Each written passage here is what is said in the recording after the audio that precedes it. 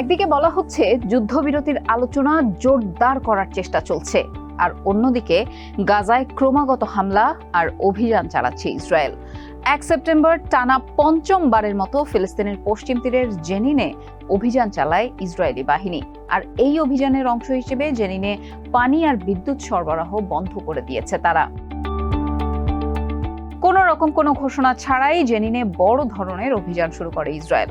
সাজোয়া যান, ড্রোন ও স্নাইপারের সহায়তায় শত শত ইসরায়েলি সেনা এই অভিযান শুরু করে। স্বাধীনতাকামী সংগঠন হামাস সহ ফিলিস্তিনি বিভিন্ন সশস্ত্র গোষ্ঠীর যোদ্ধাদের সঙ্গে তাদের মুহুর্মুহু সংঘর্ষ হচ্ছে। বর্তমানে জেনিন শহরের বেশিরভাগ অংশে পানি আর বিদ্যুৎ নেই। ঘটনার আকস্মিকতায় বিপাকে পড়েছে জেনিনের বাসিন্দারা। তারা পানি ও খাদ্য সংকটে ভুগছেন। গত 5 দিনের অভিযানে জেনিনে ব্যাপক ধ্বংসযজ্ঞ চালানো হয়েছে। সবচেয়ে বেশি ক্ষতিগ্রস্ত হয়েছে সেখানকার শরণার্থী শিবিরগুলো। সেখানকার গুরুত্বপূর্ণ সড়কগুলো এখন আবর্জনার স্তূপে পরিণত হয়েছে। এই শরণার্থী শিবিরে 20,000-এর বেশি ফিলিস্তিনির বসবাস। জেনিন শহর থেকে এই অভিযানের সংবাদ সংগ্রহ করেছেন আল জাজিরা সাংবাদিক নিদা ইব্রাহিম। তিনি বলেন, সেখানে তার দেখা সবচেয়ে বেশি ধ্বংসাত্মক অভিযান এটি। এদিকে পশ্চিম তীরের পাশাপাশি গাজায় ইসরায়েলি বাহিনীর অভিযান অব্যাহত রয়েছে। গাজার স্বাস্থ্য মন্ত্রণালয় জানিয়েছে, ইসরায়েলের হামলায় গত 24 ঘন্টায় গাজায় আরও 47 ফিলিস্তিনি নিহত হয়েছেন। আর এই নিয়ে গত 7 অক্টোবর থেকে গাজায় ইসরায়েলি বাহিনীর নির্বিচার হামলায় 40,738 জন ফিলিস্তিনি নিহত হয়েছেন। আহত হয়েছেন 94,154 জন।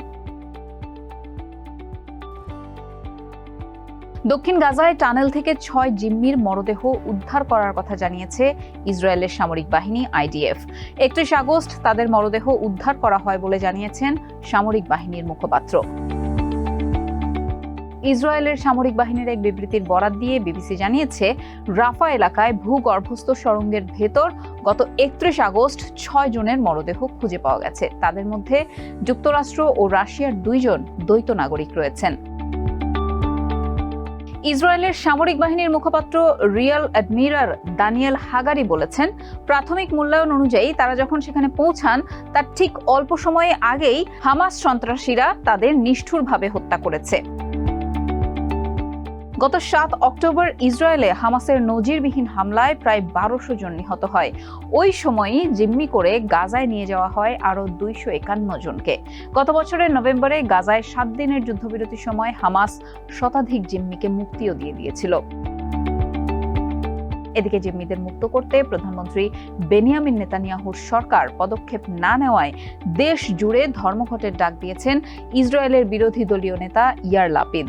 সামাজিক যোগাযোগ মাধ্যম এক্সে দেওয়া এক পোস্টে তিনি বলেন, স্থানীয় সময় 1 সেপ্টেম্বর সন্ধ্যায় জনগণকে রাজপথে নেমে আসারও আহ্বান জানিয়েছেন তিনি।